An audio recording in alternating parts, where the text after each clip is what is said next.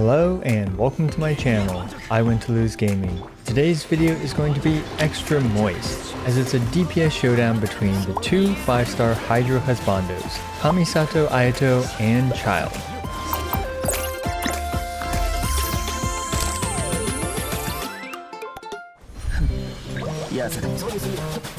With the release of Kamisato Ayato, we have another tall 5-star melee Hydro husbando in Genshin Impact, and so far he seems to be rather well received by the community. But wait! Today's sponsor is Raid Shadow Legends.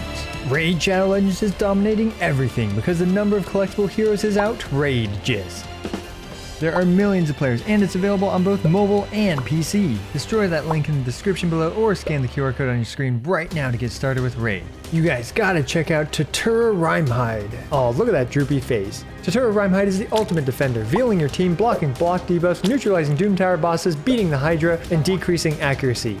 Next is Raglan. Oh, look at that extremely pragmatic helmet. If you're tired of dying like a noob, Raglan revives your character every 2 turns. But that's not all, she fills up your team's turn meters, removes debuffs and heals. What were they thinking making such a broken character? This month is Raid's 3-year anniversary. Raid is implementing its first ever champion skins. Just look at how Arbiter went from a goody-goody 2-shoes to an absolute edgelord. One of my favorite things about Raid is how generous they are with the amount of summons you get. Just by playing the game you can summon multiple times every single day. And if you want an even bigger head start, all you have to do is hit the link in the description below or scan the QR code right here. New players will get the nearly $40 starter pack for free, which has 3 champions, Zeracord, Tiger Soul, and Romero, 10 Magic XP brews, 10 Force XP brews, and 10 Spirit XP brews, all for free. You will find your rewards here in your inbox for the next 30 days only. I wanted to thank all of you for your support and Raid Shadow Legends for sponsoring this video.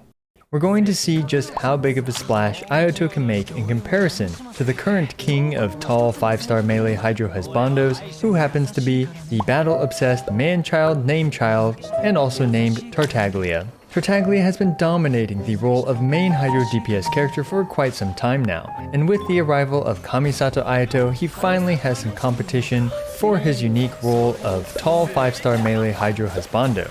Before continuing, we need to familiarize ourselves with their builds. Kamiboba Ayato is using the Haran Gapaku Futsu at Refinement 5. For his artifact set, he is using the 4-piece gladiators. But wait! I'm aware of the existence of the Echoes of an Offering, but unfortunately my attempt at farming the Echoes of an Offering have proven to be extremely fruitless. As such, my best artifact set for my Kamisato Ayato is this 4-piece gladiators. My Ayato is at Constellation 6 and his talents are at 6, 13, and 11. My Ayato's damage potential throughout this video is around 75 to 80%.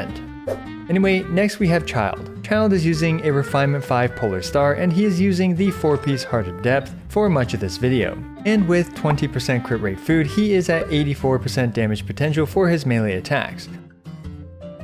So what is in this video? Don't worry, it's going to be jam-packed with the moistest action you can imagine. We're going to have the usual solo damage showdowns, the occasional AOE damage showdown, the titillating maximum team damage showdown, the screenshotable nuke damage showdown, the practical Hydro application showdown, the anticlimactic summary of Abyss 12 results, the bonus Constellation 0 showdown, and the most relatable one, a quote-unquote F2P team showdown. Now that's a lot of damage. And despite all these showdowns, tragically, these two characters are so incredibly flexible that unless this video was 2 to 3 hours long, there is no way I can cover and compare all their meta team compositions and use cases. And despite how many examples are in this video, it's still an extremely narrow set of showcases, but that will just have to do for this video. And after all that, we finally reached your favorite part of the video, the disclaimers. All the times in this video can be improved. I simply do each of these runs a handful of times to the best of my abilities and problem solving. I advise for you not to come to any premature conclusions if you do not sit through these disclaimers and if you do not reach the end of this video. In fact, even after these disclaimers and the entire video, this video is still not an accurate representation of these characters' power levels and all levels of investment and play. It is simply impossible to account for all the variants and accounts at this point, and since these two characters in particular are so incredibly flexible, this video is limited in scope and its comparisons between its contestants. There are most certainly oversized execution errors and improvements to be made. Please take everything with a giant grain of salt. And now we can finally get started with everyone's favorite salad, the Regisvines. Pre-casting is allowed here.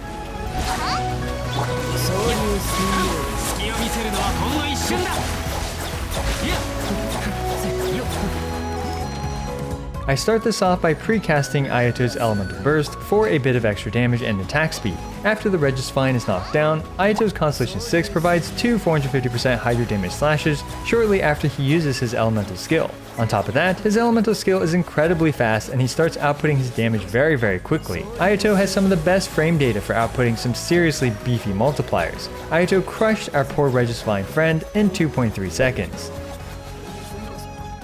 It's time now to force the residential child to eat his salad. Prior to knocking down our Regisvine friend, I build 2 stacks on the Polar Star. Then, while Child's elemental activation is essentially instantaneous, his melee elemental burst is not. All things considered, Child managed to finish his salad in over twice the amount of time as Kamisato Ayato at 5.07 seconds. The winner of eating their salad is Ayato.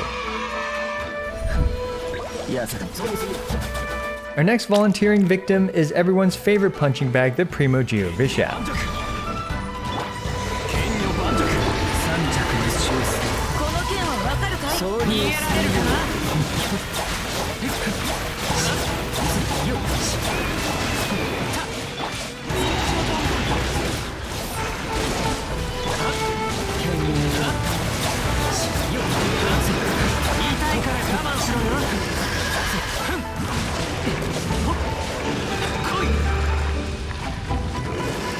While Ayato wasn't able to one-cycle the Primogeovishap during a single one of his E infusion windows, the downtime provided his teammates the perfect amount of time to use 2 elemental skills to again build up 2 stacks on the Huron Gappaku Futsu. And once his elemental skill is back, our local friendly Geovishap was promptly murdered in 13.7 seconds. Unfortunately, single target situations are not where Child's damage excels. Despite that, with some slightly creative particle funneling, I can do 2 of Child's bursts in a single fight without spending any additional time battering him up during the actual fight. And while I was using the more stamina-friendly N3C without dash cancelling, this Primogeovishap RNG was by far the best I had in many attempts, due to the Primogeovishap blowing itself up before Zhongli's first shield expired. Despite this being a single target fight, Child was reasonably competitive with his 20-second clear time. The winner of this event is Ayato. I always include a multi-phase fight in my DPS Showdowns, and lately the Maguu Kenki has been my preferred multi-phase fight of choice instead of Child or the Perpetual Mechanful Array.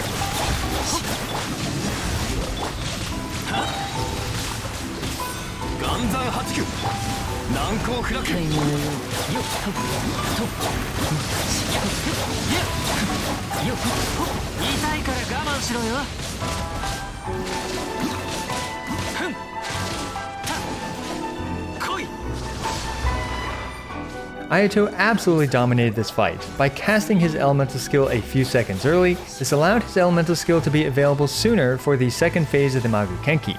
And fortunately for Ayato, he happens to do more than enough damage during his elemental skill to take out the Maguu Kenki's second form. Ayato cleared this in a blistering 12.9 seconds. And fun fact, I believe this is the fastest solo damage Maguu Kenki clear in any of my DPS Showdowns. I significantly improved my Child's time compared to the last DPS Showdown he was in. By using the same energy funneling trick as previous against the Primogeovishap, I was able to use 2 of Child's bursts. And by just slightly delaying the transition to Maguu Kenki's second phase, this allowed me to then get Child's elemental skill back in time to prevent the Maguu Kenki from teleporting across the map. While not as perfectly aligned to Ayato's cooldown for this specific fight, Child was no slouch and completed this in 20.9 seconds. Overall, the dominator of puppets is Ayato. So this next showcase is an interesting one. I wanted to test their solo damage in an AOE situation. Unfortunately, there's surprisingly few situations where you can dish out significant amounts of AOE damage uncontested against fairly durable targets. However, there is a reasonable situation to test this in right now, and that is 2.6 Abyss's 1222. Abyss 1222 has 3 Abyss Lector Tallboys who have a reasonable HP pool, who also don't get levitated by Venti and who can be frozen, all of which set up a reasonable AOE scenario for us. I start timing when the character takes action, and I stop timing when the Abyss Tallboys stop losing health.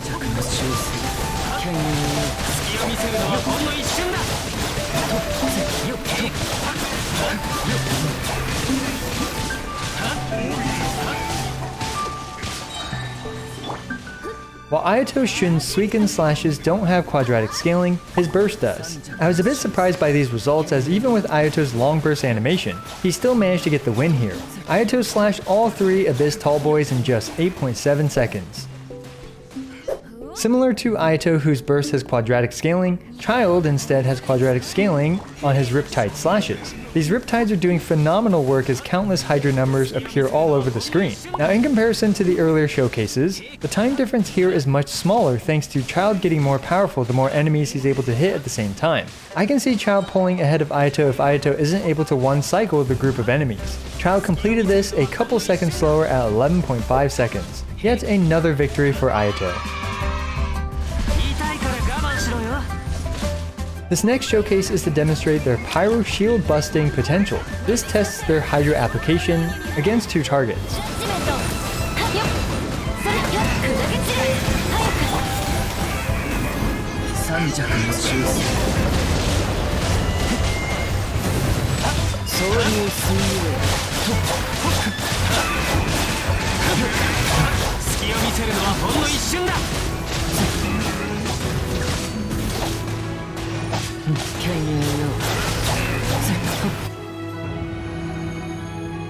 Here is a situation where Constellation 6 Refinement 5 Ayato's overall superior sustained damage finally doesn't matter.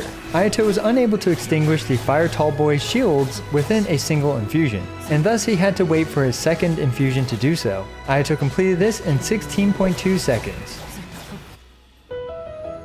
We have finally reached the redemption arc for our favorite Tartaglia, Childe. At this point, I was starting to root for our underdog man-child to win at something, and boy did he actually win this one. Childe's Hydro application is still second to none, as his Riptides, Normals, Charge Attacks, and Burst all apply copious amounts of Hydro. And once the Pyro statue things fell from the sky, bath time for our Abyss Tallboys ended up only lasting for 10.2 seconds. Our first victory for Childe. This next section is likely to drum up some controversy, but I decided to take a fully stacked team in food to demonstrate some team damage output against the Primogeovishap.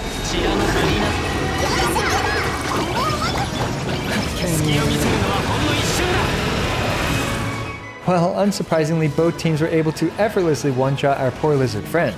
Sadly, when full teams come into play, it's difficult to not one-shot them. For all intents and purposes, our favorite tall 5-star melee Hydro husbandos tied for this showdown. There are countless different teams to potentially showcase here, but at whale levels, it all points to one-shotting the enemy. Don't worry, we'll get to more full team sections soon enough.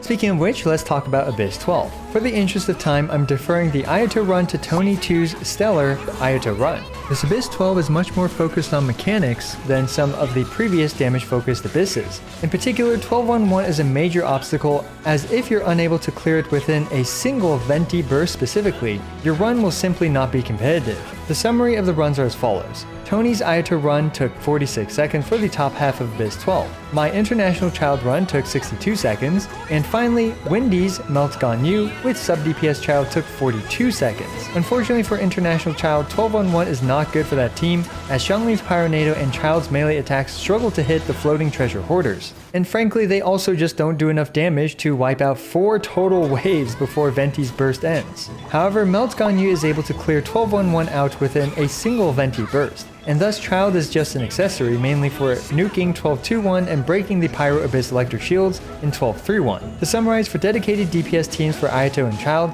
Tony 2's Ayato came out ahead of my International Childe, and Melt Ganyu with sub DPS Childe is currently the fastest team for 2.6's top half of Abyss 12.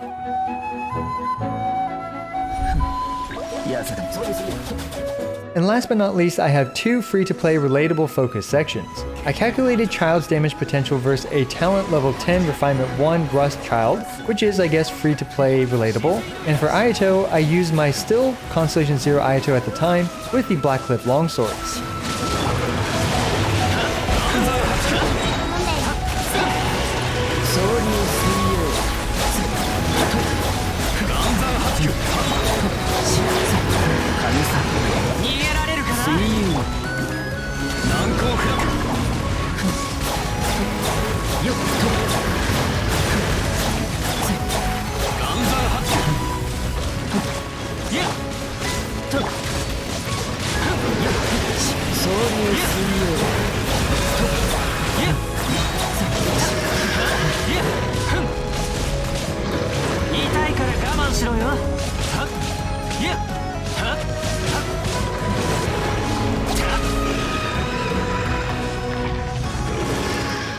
So even at free-to-play-ish levels, it appears that Ayato's personal damage output is still higher than Childe's.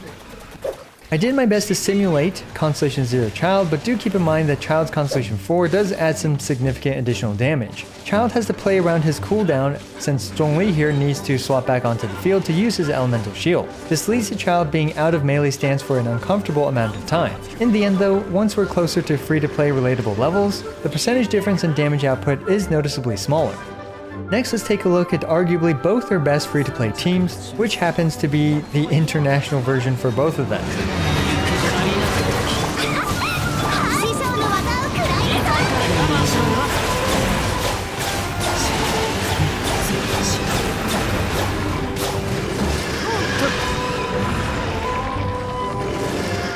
So before you come at me about how Ayato is using the international team, I tried many variants, including Taser, Hyper Ayato, etc., but none of them came even close to this Boba national variant.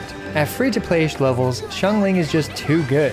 Unfortunately, Ayato struggles to apply enough Hydro against the multiple sources of Pyro damage flying around. However, a reasonable amount of Xiangling's Pyronado still vaped and the Primogeovishap was taken out in 8.7 seconds. And this is why Childe's international team is heralded as one of the best free-to-play teams. Setting up double swirl with Kazuha is reliable, and Childe can open up with a huge nuke. Then Childe seamlessly applies enough Hydra to vape all of Xiangling's attacks. Childe is still the king of free-to-play levels of Childe International. So there you go, one of the most extensive DPS showdowns I've done yet, especially between just two characters. My overall takeaways from this one is that it's not all that surprising to see a whale Ayato destroy a whale Childe for raw damage output specifically. Ayato's Constellation skyrocket his damage in comparison to Childe's comparatively meager and bad constellations. Ayato's Constellation 6 also opens up nuking potential, and due to how flexible both these characters are, it's incredibly difficult to compare full teams for them. Despite all that, Childe managed to take some key victories in Hydro application and nuke damage even at whale levels. Now the gap between these two narrows in specific situations, such as the current utility-focused Abyss 12 and free-to-play scenarios with Childe's free-to-play international team being the superior choice over the Ayato version. Heck, at free-to-play levels, it's hard to say if any of Ayato's free-to-play teams can beat the Childe international team. Anyway, I believe it will take more time and potentially more future characters for a free-to-play Ayato to potentially catch up to the Childe international team. Overall, I think Ayato crushed the whale portion of the showdown and Childe won the important free-to-play team showdown. Let me know what you think about this DPS showdown in the comments below, and what you think about these two Hydro husbandos. As always, I appreciate every single one of you. This is I Want to Lose, signing out.